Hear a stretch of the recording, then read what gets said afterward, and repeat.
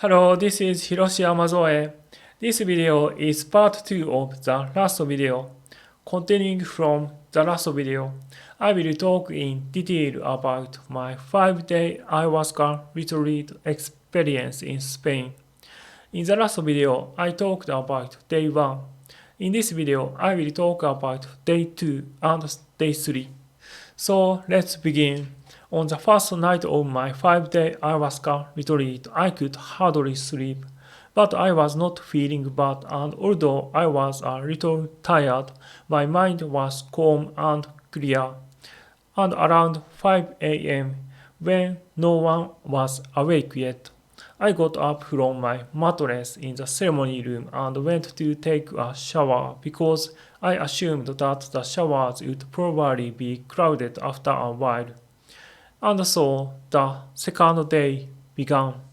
And actually, I didn't mention in my last video, but I have been feeling a bit awkward since I got here. There are about 16 participants and about 7 staff members in this large mansion. I was prepared for this mentally, but I'm a Hikikomori and have a strong interpersonal phobia, and I have the Autism Spectrum Disorder as well. I didn't really grasp how to behave in here. Although I could talk with the staff members who were there as a part of their job, but I did not know how to interact with the other participants.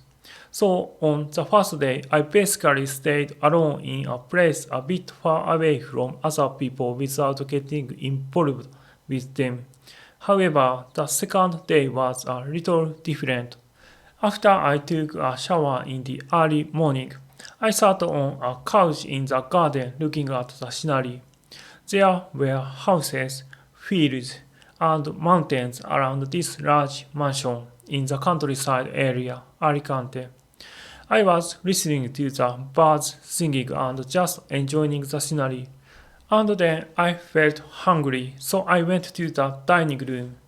I ate some bread and fruit there. Then one of the participants, an African American woman in their 20s, came in. She greeted me with a bright smile. We made a brief self-introduction. She told me she was a musician living in the UK, playing piano and guitar. And the way she spoke and the expression on her face made me feel that she was a very bright, kind, and friendly person. She has a spiritual perspective and said that ayahuasca allows her to connect with her ancestors. Last night, she brought a small drum into the ceremony room and played the drum. The sound of that drum was very intense and very soul-shaking. When I mentioned it, she said it was the voice of her African ancestors. She also said that she gave each participant a virtual hug to prevent them from going into a bad trip. I got the impression that she was a kind of spiritual healer because of her kindness and healing atmosphere and her talk about the spiritual things. And she encouraged me to talk with others more. I was happy that I could communicate calmly and normally with her without panicking. With a little more confidence, I started to try to talk a little more with the other participants. Then I had another opportunity to talk to the Irish Englishman. He mentioned my wish at last night's ceremony of "Please heal my anxiety and depression." And he said something like this: anxiety is necessary because people in this world are basically good people, but there are also some bad people. But the problem is being too anxious. I agreed with him. And he said, when you are more open, the people are more open to you. I felt this was a simple, good insight into the human mind. These words left an impression on me. If these words are true, It seems that opening myself up is a necessity for understanding others. And he asked me many questions about like international politics and Japan. I did the best to speak with him using my full knowledge of English, although I am not sure how much he can understand my English. For example, he asked, "What do you think of China's drastic restrictions on people's ideology and religion?" I said, "I think it is wrong. People should have the freedom to believe what they want to believe." He said, "Amen." Then I remembered the wish he had made at the Ayahuasca ceremony last night and asked him about it. I said, "Last night, you wished like show me why this world came to be this way. Did Ayahuasca teach you about that?" Then he referred to ancient civilizations and said something like this: "How could humans create such magnificent civilizations in ancient times? What in the world could have made that happen? Maybe back then there was actually a god, or maybe aliens." Although I had no evidence to support it, I thought it was a very interesting speculation. It sounds similar to the speculation of the English writer Graham Hancock.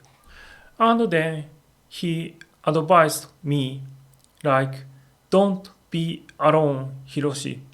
I believed these words and became conscious of being within people as much as possible, although I was not used to it. And afterwards, a meeting was held. This meeting was to share with everyone what we all experienced during the ceremony last night. I was still nervous, but not as nervous as last time. I said something like this: "I had a very intense vision at the ceremony last night. I saw various religious images such as cathedrals and mosques and temples, and then I saw various races and cultures, and I saw all of these beings forming a single entity. It felt as if all beings were actually one being, like a collective consciousness, and that being was sending consciousness to each individual. I wasn't sure how much of this was conveyed to people with my English ability, but some of them nodded a lot for this. When I listened to other people's experiences, I was a bit surprised that many of them were about family. My ayahuasca visions were always about like metaphysical things, like something about the reason for existence, religious things, and things about the birth of consciousness or the universe, and so on.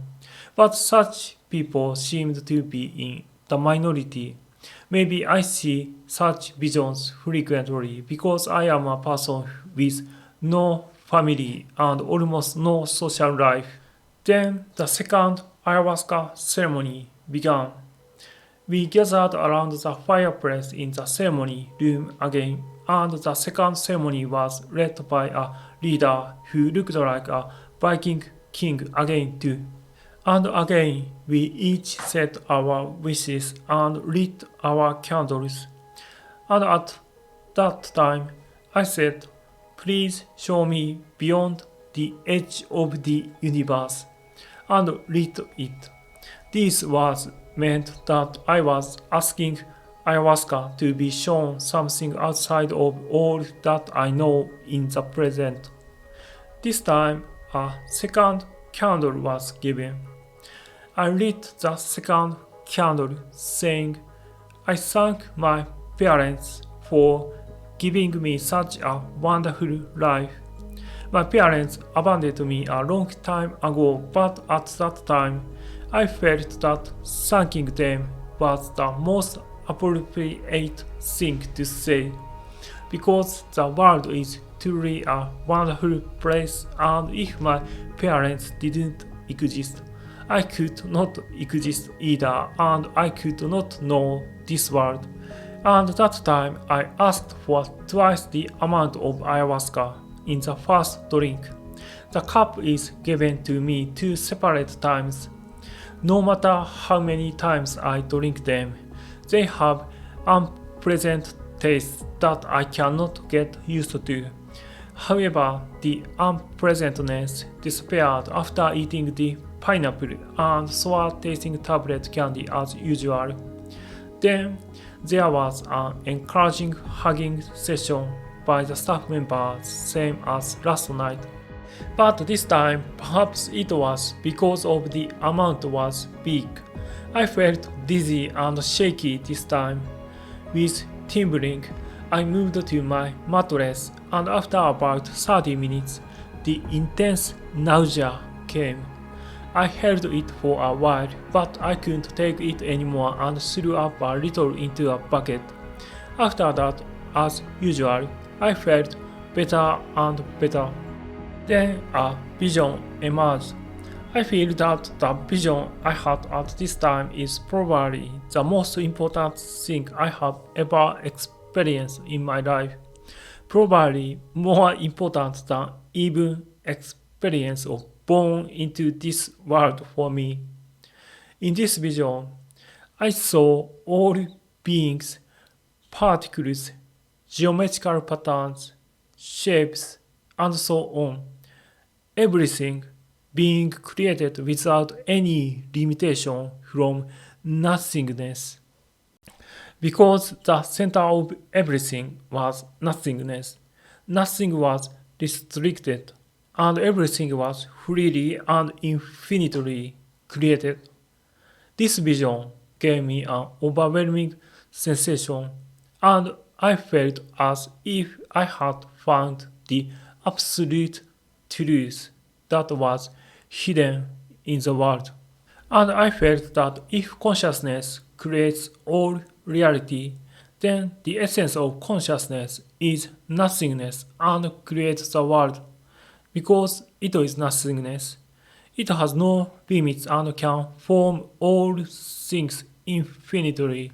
I felt that this is the truth of this world at that time, and I felt very calm and deeply revealed, because I felt that everything cannot be killed or lost, because if nothing is the essence of everything, then nothing can neither disappear nor increase, and it is eternal as it is. Of course, I cannot provide scientific and objective evidence for this, but it felt overwhelming true in my experience, and I still feel that the idea that the essence of everything is nothingness might be true. About 2 hours after the first ayahuasca drink at the second ceremony, the staff asked me if I wanted a third ayahuasca drink, and I said yes. I then drank the third cup and ate a piece of pineapple and sour tasting tablet candy again. As usual, the nausea hit me and then I felt better. I do not remember much about the vision I had this time, but I remember I had a strange experience. The participants in the ceremony room suddenly started laughing, and it felt as if I was laughing. It felt like group telepathy. I wouldn't go into whether such a phenomenon really exists or not, but in my perception, I felt as if it was me who was laughing when others were supposed to laughing. So I naturally laughed myself too. This was a very strange phenomenon that left a strong impression on me. Then about 5 to 6 hours after the first ayahuasca drink in the second ceremony, the ceremony leader announced the end of the second ceremony. Same as last night, he said, "You guys are brave warriors. and I spent all night on my mattress in the ceremony room again, and my head was very clear and I could hardly sleep again this night too. The next early morning, I took a shower around 5 a.m., same as yesterday, and the third day of my ayahuasca retreat began. And on the third day, there is no ayahuasca ceremony, and we just basically relaxing in the big mansion. But in the afternoon, we have planned to go to hiking in the nearby mountains. After an early morning shower, I set up my chair on the balcony and looked out at the mountains. I was supposed to be tired from lack of sleep, but I felt so refreshed and feel so good that I felt like I was in heaven.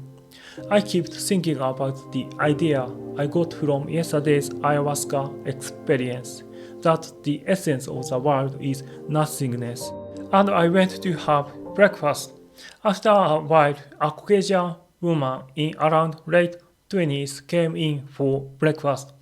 Strangely, but without hesitation, I was able to say hello to her and start a conversation.